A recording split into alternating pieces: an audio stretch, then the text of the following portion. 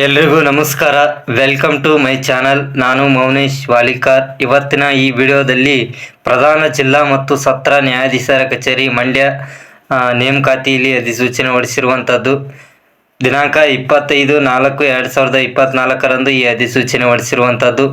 ಇದರ ಬಗ್ಗೆ ಸಂಪೂರ್ಣವಾಗಿ ಈ ವಿಡಿಯೋದಲ್ಲಿ ತಿಳಿಸಿಕೊಡ್ತೇನೆ.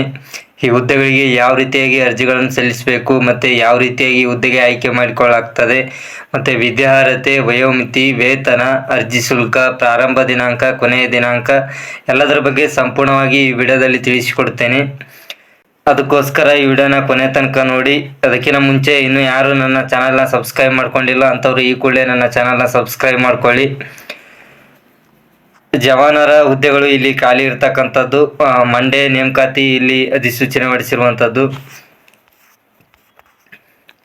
ಆನ್ಲೈನ್ ಮುಖಾಂತರ ಇಲ್ಲಿ ಅರ್ಜಿ ಸಲ್ಲಿಸಲು ಅವಕಾಶ ನೀಡಲಾಗಿರ್ತಕ್ಕಂಥದ್ದು. ಮತ್ತು 3/5/2024 ಈ ಅರ್ಜಿ ಸಲ್ಲಿಕೆ ಪ್ರಾರಂಭವಾಗಿರ್ತಕ್ಕಂಥದ್ದು. ಕೊನೆಯ ದಿನಾಂಕ 3/6/2024 ಈ ಹುದ್ದೆಗಳಿಗೆ ಅರ್ಜಿಗಳನ್ನು ಸಲ್ಲಿಸಲು ಕೊನೆಯ ದಿನಾಂಕವಾಗಿರುತ್ತದೆ.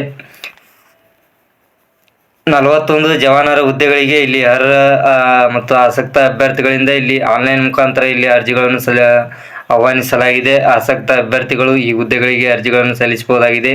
ಯಾವ ರೀತಿಯಾಗಿ ಇಲ್ಲಿ ಅರ್ಜಿಗಳನ್ನು ಸಲ್ಲಿಸಬೇಕಂದ್ರೆ, ಅರ್ಜಿಗಳನ್ನು ಮಂಡ್ಯ ಜಿಲ್ಲಾ ನ್ಯಾಯಾಲಯ ಕಚೇರಿಯ ವೆಬ್ಸೈಟ್ ಆಗಿರ್ತಕ್ಕಂಥ mandya.dcourts.gov ನೀವು ಅರ್ಜಿಗಳನ್ನು ಸಲ್ಲಿಸಬಹುದಾಗಿದೆ. ಮತ್ತು ಇಲ್ಲಿ ಹುದ್ದೆಗಳ ಸಂಖ್ಯೆಗಳನ್ನು ನೋಡೋದಾದರೆ, ಜವಾನರ ಹುದ್ದೆಗಳು ಖಾಲಿ ಇರ್ತಕ್ಕಂಥದ್ದು. ಇಲ್ಲಿ ಮುಖ್ಯವಾಗಿ ಹುದ್ದೆಗಳ ಸಂಖ್ಯೆ 41 ಹುದ್ದೆಗಳು ಇಲ್ಲಿ ಖಾಲಿ ಇರ್ತಕ್ಕಂಥದ್ದು. ಮತ್ತು ಈ ಹುದ್ದೆಗಳಿಗೆ ಆಯ್ಕೆಯಾದಂಥ ಅಭ್ಯರ್ಥಿಗಳಿಗೆ ಮಾಸಿಕವಾಗಿ ಎಷ್ಟು ವೇತನವನ್ನು ಇಲ್ಲಿ ನೀಡಲಾಗ್ತದೆ ಎನ್ನುವುದ್ರ ಬಗ್ಗೆ ನೋಡೋದಾದರೆ, ಇಲ್ಲಿ ಆಯ್ಕೆಯಾದಂಥ ಅಭ್ಯರ್ಥಿಗಳಿಗೆ ಮಾಸಿಕವಾಗಿ 17,000 ರೂಪಾಯಿಯಿಂದ 28,950 ರೂಪಾಯಿವರೆಗೂ ಇಲ್ಲಿ ಅಭ್ಯರ್ಥಿಗಳು ಮಾಸಿಕವಾಗಿ ವೇತನವನ್ನು ಪಡೆದುಕೊಳ್ಬಹುದಾಗಿದೆ. ಮತ್ತು ಇಲ್ಲಿ ಹುದ್ದೆಗಳ ವರ್ಗೀಕರಣ ಸಹಿತ ಇಲ್ಲಿ ಕೊಟ್ಟಿದ್ದಾರೆ. ಯಾವ್ಯಾವ ಕ್ಯಾಟಗರಿ ಇದ್ದವರಿಗೆ ಎಷ್ಟೆಷ್ಟು ಹುದ್ದೆಗಳು ಇಲ್ಲಿ ಖಾಲಿ ಇದಾವಂತೆ.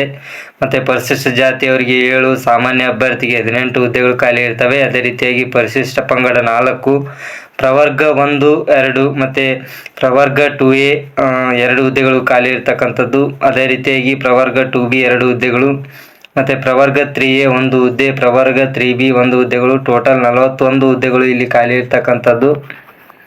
ಮತ್ತು ಮುಖ್ಯವಾಗಿ ಈ ಹುದ್ದೆಗಳಿಗೆ ಅರ್ಜಿಗಳನ್ನು ಸಲ್ಲಿಸಲು ಶೈಕ್ಷಣಿಕ ಅರ್ಹತೆ ಏನು ಕೇಳಿದ್ದಾರೆ ಅಂದರೆ, ಕರ್ನಾಟಕ ಪ್ರೌಢ ಶಿಕ್ಷಣ ಮಂಡಳಿಯ ನಡೆಸತಕ್ಕಂಥ SSLC ಪರೀಕ್ಷೆಯಲ್ಲಿ ಉತ್ತೀರ್ಣರಾದಂಥ ಅಭ್ಯರ್ಥಿಗಳು ಇಲ್ಲಿ ಅರ್ಜಿಗಳನ್ನು ಸಲ್ಲಿಸಬಹುದಾಗಿದೆ.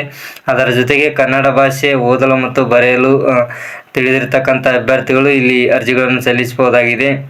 ಮತ್ತು ಈ ಹುದ್ದೆಗಳಿಗೆ ಯಾವ ರೀತಿಯಾಗಿ ಆಯ್ಕೆ ಮಾಡಿಕೊಳ್ಳಲಾಗ್ತದೆ ಅಂದರೆ, ಕರ್ನಾಟಕದ ಅಧೀನ ನ್ಯಾಯಾಲಯಗಳ ನಿಯಮಗಳು 2021 ಅನ್ವಯ ಇಲ್ಲಿ ಆಯ್ಕೆ ಮಾಡಿಕೊಳ್ಳಲಾಗ್ತದೆ. 10ನೇ ತರಗತಿಯ ಗರಿಷ್ಠ ಅಂಕಗಳನ್ನು ಆಧರಿಸಿ ಒಂದು ಹುದ್ದೆಗೆ 10 ಅಭ್ಯರ್ಥಿಗಳನ್ನು ಇಲ್ಲಿ ಸಂದರ್ಶನಕ್ಕೆ ಕರೆಯಲಾಗ್ತದೆ. ಅದ ನಂತರ ಇಲ್ಲಿ ಆಯ್ಕೆ ಮಾಡಿಕೊಳ್ಳಲಾಗ್ತದೆ. ನಂತರ ಈ ಹುದ್ದೆಗೆ ಅರ್ಜಿಗಳನ್ನು ಸಲ್ಲಿಸಲು ಮುಖ್ಯವಾಗಿ ವಯೋಮಿತಿ ಏನು ಹೊಂದಿರಬೇಕಂದ್ರೆ, ಕನಿಷ್ಠ 18 ವರ್ಷ ಪೂರೈಸಿರ್ತಕ್ಕಂಥ ಅಭ್ಯರ್ಥಿಗಳು ಇಲ್ಲಿ ಅರ್ಜಿಗಳನ್ನು ಸಲ್ಲಿಸಬಹುದಾಗಿದೆ. ಅದೇ ರೀತಿಯಾಗಿ ಗರಿಷ್ಠ ವಯೋಮಿತಿ ಸಾಮಾನ್ಯ ವರ್ಗದವರಿಗೆ 35 ವರ್ಷ ಮತ್ತು 2A 2B 3A 3Bದವರಿಗೆ 38 ವರ್ಷ. ಅದೇ ರೀತಿಯಾಗಿ ಪರಿಶಿಷ್ಟ ಜಾತಿ, ಪರಿಶಿಷ್ಟ ಪಂಗಡ, ಪ್ರವರ್ಗ 1 ಅಭ್ಯರ್ಥಿಗಳಿಗೆ ಇಲ್ಲಿ 40 ವರ್ಷ ಗರಿಷ್ಠ ವಯೋಮಿತಿ ನಿಗದಿಪಡಿಸಲಾಗಿದೆ. ಮುಖ್ಯವಾಗಿ ಈ ಹುದ್ದೆಗಳಿಗೆ ಅರ್ಜಿಗಳನ್ನು ಸಲ್ಲಿಸಲು ಇಲ್ಲಿ ಅರ್ಜಿ ಶುಲ್ಕ ಪಾವತಿಸಬೇಕಾಗ್ತದೆ. ಯಾವ್ಯಾವ ವರ್ಗದವರು ಎಷ್ಟು ಇಲ್ಲಿ ಅರ್ಜಿ ಶುಲ್ಕ ಪಾವತಿಸಬೇಕಾಗ್ತದೆ ಅಂದರೆ, ಸಾಮಾನ್ಯ ವರ್ಗದ ಅಭ್ಯರ್ಥಿಗಳು ಇಲ್ಲಿ 300 ರೂಪಾಯಿ ಅರ್ಜಿ ಶುಲ್ಕ ಪಾವತಿಸಬೇಕಾಗ್ತದೆ. ಅದೇ ರೀತಿಯಾಗಿ ಪ್ರವರ್ಗ 2A 2B 3A 3Bಗೆ ಸೇರಿದ ಅಭ್ಯರ್ಥಿಗಳು 150 ರೂಪಾಯಿ ಇಲ್ಲಿ ಅರ್ಜಿ ಶುಲ್ಕ ಪಾವತಿಸಬೇಕು. ಪರಿಶಿಷ್ಟ ಜಾತಿ, ಪರಿಶಿಷ್ಟ ಪಂಗಡ, ಪ್ರವರ್ಗ 1 ಹಾಗೂ ಅಂಗವಿಕಲ ಅಭ್ಯರ್ಥಿಗಳಿಗೆ ಯಾವುದೇ ರೀತಿಯಾದಂಥ ಶುಲ್ಕ ಬರುವುದಿಲ್ಲ. ಇವರು ಸಂಪೂರ್ಣವಾಗಿ ಶುಲ್ಕ ಪಾವತಿಸೋದ್ರಿಂದ ವಿನಾಯಿತಿಯನ್ನು ಹೊಂದಿರುತ್ತಾರೆ.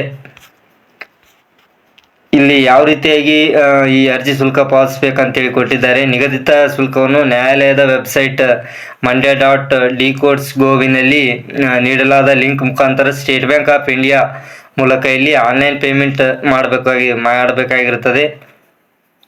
4/6/2024 ಇಲ್ಲಿ ಅಭ್ಯರ್ಥಿಗಳು ಆನ್ಲೈನ್ ಮೂಲಕ ಇಲ್ಲಿ ಪೇಮೆಂಟ್ ಮಾಡಲು ಅವಕಾಶವನ್ನು ನೀಡಿದ್ದಾರೆ. ಮತ್ತು ಇಲ್ಲಿ ಸೂಚನೆ ಸಹಿತ ಕೊಟ್ಟಿದ್ದಾರೆ. ಯಾವುದೇ ಚಲನ್, ಡಿಮ್ಯಾಂಡ್ ಡ್ರಾಫ್ಟ್ ಮತ್ತು ಪೋಸ್ಟಲ್ ಆರ್ಡರ್, ಮನಿ ಆರ್ಡರ್ ಇವುಗಳನ್ನು ಯಾವುದೇ ರೀತಿಯಾಗಿ ಸ್ವೀಕರಿಸಲಾಗುವುದಿಲ್ಲ ಅಂತ ಹೇಳ್ತಾ ಇದ್ದಾರೆ. ಮತ್ತು ಶುಲ್ಕ ಪಾವತಿಸಿದ ಅಭ್ಯರ್ಥಿಗಳ ಅರ್ಜಿಗಳನ್ನು ಇಲ್ಲಿ ತಿರಸ್ಕರಿಸಲಾಗುತ್ತದೆ. ಸೊ ಇದಿಷ್ಟು ಈ ವಿಡಿಯೋದ ಮಾಹಿತಿ. ಈ ವಿಡಿಯೋದಲ್ಲಿ ಈ ಹುದ್ದೆಗೆ ಯಾವ ರೀತಿಯಾಗಿ ಅರ್ಜಿಗಳನ್ನು ಸಲ್ಲಿಸಬೇಕು ಮತ್ತು ಎಲ್ಲದರ ಬಗ್ಗೆ ಸಂಪೂರ್ಣವಾಗಿ ಈ ವಿಡಿಯೋದಲ್ಲಿ ತಿಳಿಸಿಕೊಟ್ಟಿದ್ದೇನೆ. ಈ ವಿಡಿಯೋ ಇಷ್ಟ ಆದರೆ ಆದಷ್ಟು ಹೆಚ್ಚು ಜನರಿಗೆ ಈ ವಿಡಿಯೋ ಶೇರ್ ಮಾಡಿ ಮತ್ತು ಲೈಕ್ ಮಾಡಿ, ಕಮೆಂಟ್ ಮಾಡಿ. ನಿಮ್ಗೆ ಏನಾದರೂ ಡೌಟ್ಗಳಿದ್ದಲ್ಲಿ ನನ್ನ ವಾಟ್ಸಪ್ ನಂಬರ್ಗೆ ಕರೆ ಮಾಡಿ. ಮತ್ತು ಈ ಹುದ್ದೆಗೆ ಅರ್ಜಿಗಳನ್ನು ಸಲ್ಲಿಸಲು ನಿಮ್ಗೆ ಏನಾದರೂ ಡೌಟ್ಗಳಿದ್ದಲ್ಲಿ ಕಮೆಂಟ್ ಮೂಲಕ ತಿಳಿಸಿ. ಮತ್ತು ಈ ಹುದ್ದೆಗೆ ಅರ್ಜಿಗಳನ್ನು ಸಲ್ಲಿಸಲು ನನ್ನ ವಾಟ್ಸಪ್ ನಂಬರ್ಗೆ ಕರೆ ಮಾಡಿ. ನಾನು ಇದಕ್ಕೆ ಬರೀ ಕೇವಲ 60 ರೂಪಾಯಿಯಲ್ಲಿ ಅರ್ಜಿ ಸಲ್ಲಿಸಿಕೊಡುತ್ತೇನೆ. ಇದಿಷ್ಟು ಈ ವಿಡಿಯೋದ ಮಾಹಿತಿ. ಸಂಪೂರ್ಣವಾದಂಥ ಮಾಹಿತಿ ವಿಡಿಯೋದಲ್ಲಿ ತಿಳಿಸಿಕೊಟ್ಟಿದ್ದೇನೆ. ಆದಷ್ಟು ವಿಡಿಯೋನ ಹೆಚ್ಚು ಜನರಿಗೆ ಶೇರ್ ಮಾಡಿ. ಧನ್ಯವಾದಗಳು.